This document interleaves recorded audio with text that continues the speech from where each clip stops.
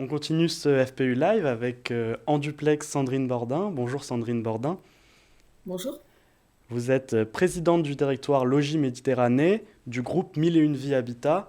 Est-ce que vous pouvez nous présenter rapidement Logis Méditerranée et 1001 Vie Habitat? Alors, Milieu Habitat, c'est un des principaux acteurs du monde du logement social, qui gère aujourd'hui à peu près 88 000 logements sociolocatifs sur le territoire national, présent sur 413 communes. On a un actionnaire de référence qui est AXA, donc un peu atypique dans le monde du logement social. On est présent sur les grandes métropoles et l'ensemble du territoire tendu, donc que ce soit en Île-de-France, Auvergne-Rhône-Alpes, PACA, mais également Nouvelle-Aquitaine. Et on loge à peu près 226 000 personnes en France dans notre parc. Donc on est vraiment un interlocuteur privilégié au plus proche des territoires. On travaille en partenariat avec les décideurs locaux, mais aussi les grands institutionnels, et on apporte effectivement le savoir-faire du groupe et on est reconnu comme tel.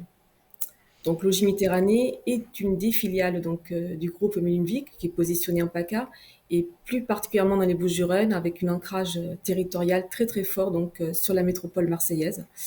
C'est aujourd'hui à peu près 4600 logements, 50 collaborateurs de proximité et puis effectivement un GIE qui assure la maîtrise d'ouvrage et le développement sur site.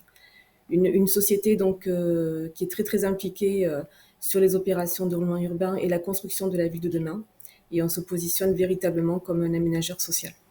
Alors aujourd'hui, on va parler principalement de 1001 Vie Habitat. Vous nous avez dressé les contours du groupe, les grands chiffres. Est-ce que vous pourriez nous faire un retour pour l'année 2020, d'abord sur les chiffres pour 1001 Vie Habitat? Alors, il faut savoir qu'aujourd'hui, donc l'année 2020 était un peu compliquée quand même dans le monde du logement social, hein, puisque globalement, au niveau national, on n'a pas rempli nos objectifs d'agrément. C'est à peu près 87 000 agréments qui ont été faits. Donc, je parle du monde du logement social, pas forcément 1001 Vie. Hein. On n'a pas répondu aux grands objectifs nationaux. 1001 Vie avait un objectif de 1428 logements qui devait être engagés. On a rempli à peu près 70% de l'objectif avec 1308 logements agréés et avec une forte représentation notamment en PACA qui représente à peu près 50% du réalisé du groupe. Donc globalement, on est à peu près à 75% des objectifs, ce qui est quand même pas forcément une année très très très importante pour nous et qui marque un peu la tendance nationale avec une baisse effectivement des agréments pour le monde du logement social. D'accord, une année compliquée pour 1001 Vie Habitat, à l'image de l'année compliquée pour le logement social. Au-delà des chiffres, peut-être vous pourriez nous dire un mot de ce que l'année a révélé du rôle du bailleur social, en tout cas chez 1001 Vie Habitat. Alors effectivement, on est dans un contexte, donc une crise sanitaire qui a impacté le développement et qui du coup a impacté aussi notre position de bailleur social et d'accompagnant, puisque pendant cette période de crise sanitaire, effectivement, on a été encore plus présent aux côtés de nos résidents avec notre proximité, notamment par un accompagnement social fort. Puisqu'on a dû faire à des crises sociales très fortes. Hein. Aujourd'hui, les plans d'apurement ont été multipliés par 3. C'est aussi un accompagnement plus fragile par des appels sortants et accompagner notamment les personnes âgées, donc être présentes quotidiennement à leur côté.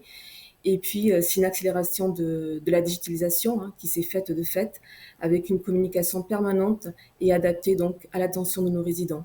Donc vraiment un bailleur qui a tenu toute sa place aux côtés des résidents, mais aussi un accompagnement à travers dans les commerçants qui ont été aussi victimes de la crise économique. Hein, et donc les commerçants qui occupent des locaux chez nous ont bénéficié aussi d'un accompagnement quotidien pour qu'ils restent présents sur nos territoires. Après une année 2020 compliquée, mais révélatrice pour le rôle de 1001 Vie Habitat, est-ce que vous pouvez nous dresser le tableau pour 2021? Quelle perspective maintenant? Alors c'est vrai qu'on reste dans un contexte national très compliqué au niveau du développement et de la construction, et puisqu'on voit effectivement un recul des permis de construire, mais qui est un contexte national autant sur le monde du logement social, mais également de la promotion privée, qui est certes l'effet Covid, l'effet aussi élections municipales et de nouvelles postures aussi des élus hein, avec ce qu'on appelle les nouvelles urbanités. Donc de ce fait, on est également touché, le groupe en tous les cas, par ces postures-là. Néanmoins, le groupe se positionne dans le cadre du plan de relance en intégrant des objectifs de plus de 22% pour l'année 2021. Donc on reste présent aux côtés de nos partenaires, des collectivités, et on répond aussi aux objectifs de l'État d'avoir une production beaucoup plus importante. Peut-être un mot sur l'équilibre à venir entre acquisition auprès de promoteurs privés et production propre. Oui, effectivement, l'année 2020, lorsqu'on dresse le bilan de l'année 2020, on voit effectivement qu'il y a eu un assèchement du marché de la VFA, hein, à la fois parce que les promoteurs ont eux-mêmes subi cette crise de plein fouet, et puis à la fois parce qu'il y a eu des grands accords entre des opérateurs privés et puis d'autres opérateurs du monde du logement social qui mécaniquement entraînaient un assèchement de la VFA qui risque de durer 1 ou 2 ans encore.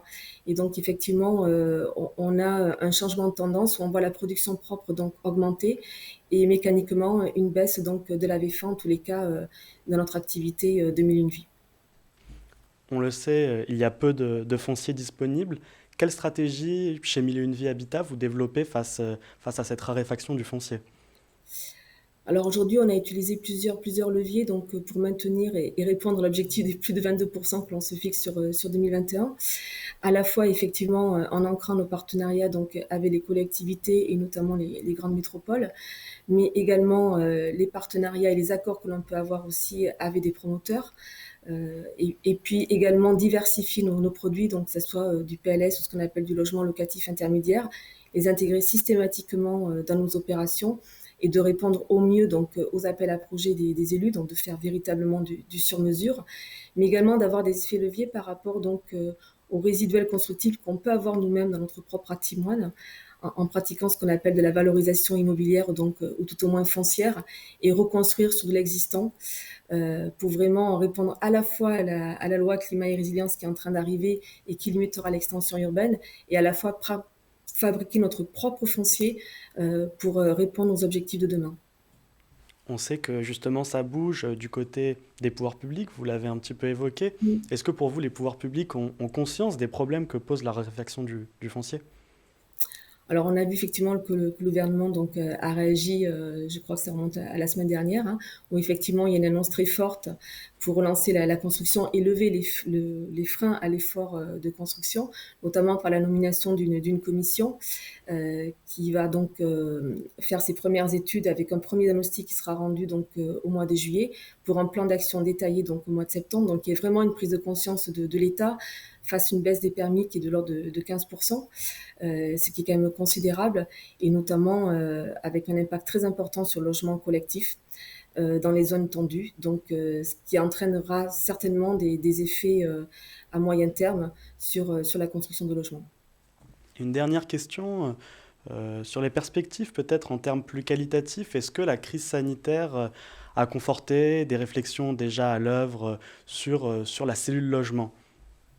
Alors effectivement, donc le groupe avait déjà lancé des réflexions sur l'évolution du logement de demain, et c'est vrai que la crise sanitaire a accéléré nos réflexions, puisqu'aujourd'hui on est sur des notions habiter-travailler, en tenant compte effectivement d'une pièce dédiée au lieu de travail, séparée du lieu de vie, la réversibilité aussi des locaux. Donc effectivement, ça nous repose la question de la cellule logement et comment on l'intègre demain pour mieux vivre, sachant que pour nous, le télétravail va devenir quelque chose qui va s'inscrire dans la durée et que nous devons offrir à nos résidents ce service-là dans les cellules que l'on proposera demain.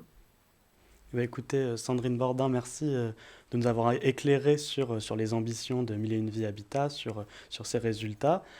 Euh, Le FPU Live, c'est désormais fini. Je laisse la parole à Jean-Baptiste Favier pour la conclusion de cette matinée. À bientôt.